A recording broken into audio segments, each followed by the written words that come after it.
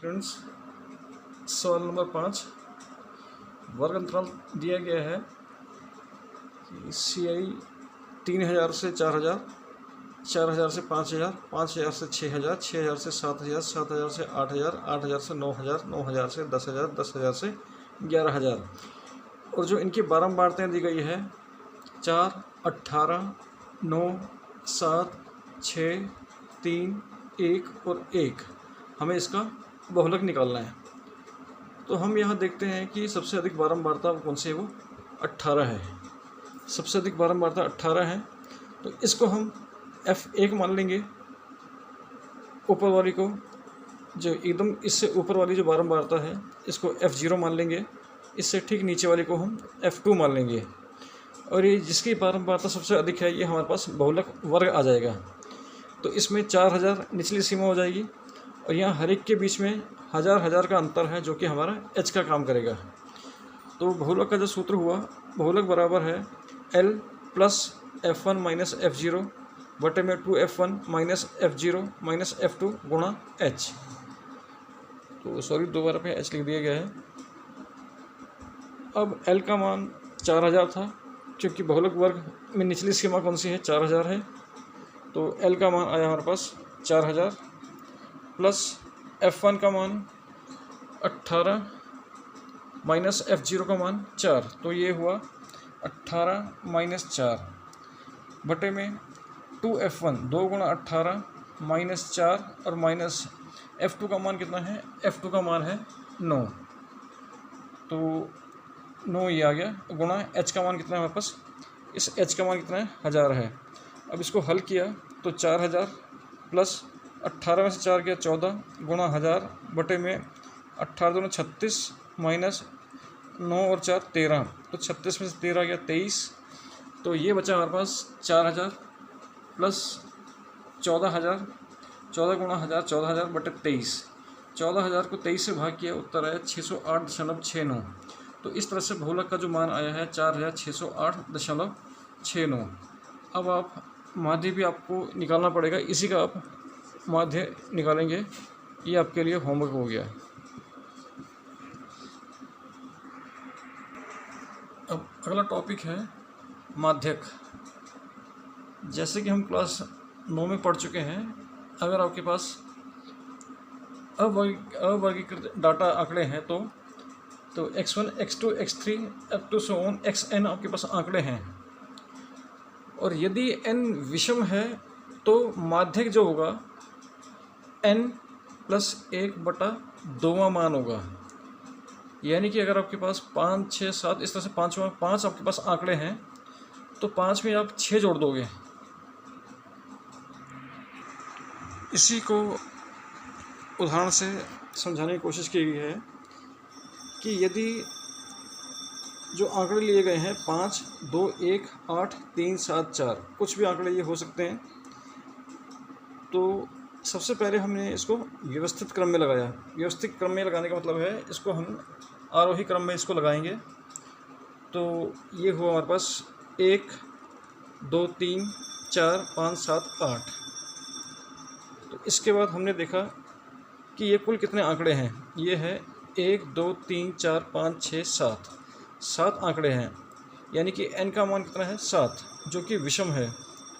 तो विषम वाले केस में जो सूत्र बनता है कि माध्य का जो मान होता है, माध्य कैसे निकलता है, तो n प्लस 1/2 मान, यानी कि n का मान कितना, 7 में 1 जोड़ दिया, 7 में 1 जोड़ दिया 8/2, 8 को भाग किया 2 से, कितना आया 4, यानी कि चौथा मान जो होगा वो उसका माध्यक होगा। अब जो आपने व्यवस्थित क्रम में लिखा हुआ है, तो या तो आप शुरू से गिने 1, 2, 3, 4, चौथा मान जो भी होगा, बाय चांस वाली बात है कि 4 ही इसका मान आ रहा है, तो शुरू से भी गिनेंगे ये 4 ही आ रहा है, तो अंत से भी गिनेंगे 1, 2, 3, 4, तब भी इसका उत्तर ये 4 ही आ रहा है। यही वाला हमें एक ही उत्तर प्राप्त होगा। किस वाले केस में, ये विषम वाले केस में हमें एक ही उत्तर प्राप्त होगा। अब उदाहरण देखते हैं सम वाले को। यदि हमारे पास सम आंकड़े हों, तब यदि हमें जो आंकड़े दिए गए हों वो क्या हो, सम हो, यानी कि क्या चीज़ हो, यदि n सम हो, एन सम हो, यानी कि दिए गए आंकड़े जो है वो सम हो, तो माध्य कैसे निकलेगा, n/2 सीधा सीधा हम उसका आधा कर देंगे, ठीक है, n को भाग करवा देंगे 2 से, तो वो वाला मान लिखेंगे, प्लस उसके बाद अगला वाला जो भी मान होगा उसको लिख देंगे, यानी कि n/2 मान प्लस n/2 प्लस 1 वो मान, ठीक है, उसका फिर हम आधा कर देंगे तो वो उसका माध्य कहलाएगा। तो इसी को उदाहरण से लिया गया है कि एक आंकड़े लिए गए हैं 5, 7, 4, 6, 12, 6, 7 और 11। अब इसको हमने व्यवस्थित क्रम में लिखा तो ये हुआ 4, 5, 6, 6, 7, 7, 11 और 12। इस तरह से हमने देखा कि ये जो आंकड़े हैं 1, 2, 3, 4, 5, 6, 7 और 8, n का मान कितना है, 8 है, ये सम है। तो हम सीधा सीधा क्या करेंगे, n/2 मान, पहले हम n/2 निकाल देंगे। n/2 क्या है, यानी कि 8 का आधा 4, तो माध्य क्या होगा, तो चौथा मान प्लस पाँचवा मान, चौथा मान के बाद अगला जो भी मान आएगा, चौथा मान प्लस पाँचवा मान का आधा कर देंगे। यहाँ पर 1, 2, 3, 4 चौथा मान और पाँचवा मान, इन दोनों का योग का आधा, तो यानी कि 6, चौथा मान 6 है और पाँचवा मान 7 है, इन दोनों को जोड़ दिया और उसका आधा कर दिया, 6 और 7 13/2, तो माध्यक जो आया हमारे पास वो आया 6.5। और माध्यक यदि आपको वर्ग अंतराल दिया गया हो तो माध्यक का सूत्र होता है L plus n/2 minus CF/F गुणा H। तो यहाँ CF और H और F क्या चीज़ है, इसको मैं उदाहरण से समझा रहा हूँ। तो प्रश्नावली 14.3 सवाल नंबर 1, जो वर्ग अंतराल दिया गया है CI 65 से 85, 85 से 105, 105 से 125, 125 से 145, 145 से 165, 165 से 185, 185 से 205, और जो बारंबारताएं दी गई है 4, 5, 13, 20, 14, 8 और 4, ये बारंबारताएं हमें दी गई है। इन सभी का जो योग है वो 68 दिया गया है। अब हम निकालते हैं CF यानी कि संचय बारंबारता, क्यूमुलेटिव फ्रीक्वेंसी।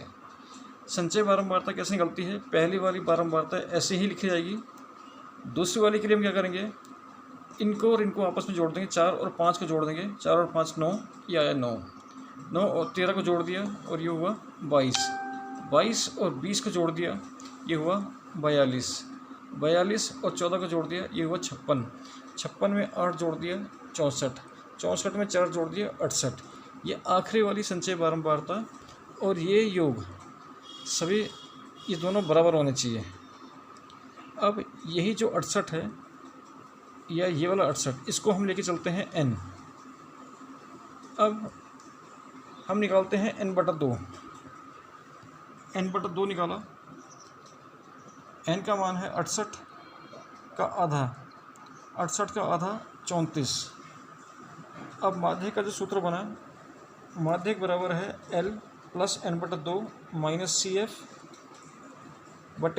गुणा H। अब यहाँ पर हम देखते हैं कि n/2 का हमने मान निकाला था 34।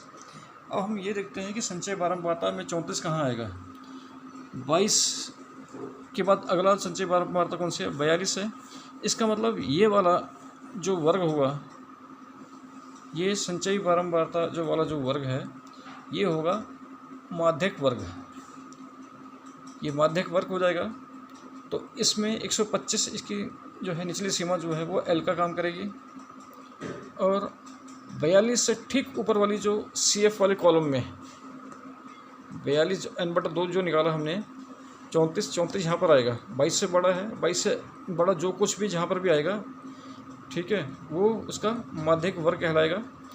तो उससे ठीक ऊपर वाला जो है वो CF लिया जाएगा, और उसके सामने जो बारंबारता होगी वो F ली जाएगी, और अंतराल हर एक के बीच में ये 20-20 का अंतराल होगा, ये जो भी अंतर होगा वो H हो जाएगा। तो अब मान रखते हैं हमें, तो L का मान कितना हमारे पास 125। अब इसके बाद n/2 यानी कि 34, n/2 का मान निकाला 34 माइनस सी एफ का मान कितना हुआ है हमारे पास 22 ये हो गया हमारे पास सी एम n/2 माइनस 22 बटे एफ का मान कितना था 42 के सामने वाला जो है वो एफ होगा बटे 20 गुणा एच का मान 20। ये अंतर कितने कितने का, हर एक में 20-20 का अंतर है। तो अब इस 20 से ये 20 कट गया, 34 में से 22 घटा दिया, कितना बचा हमारे पास कि 12 बचा। तो 125 + 12 बराबर 137। तो माध्य का मान आया 137। और माध्य और बहुलक अभी आपको होमवर्क करना है।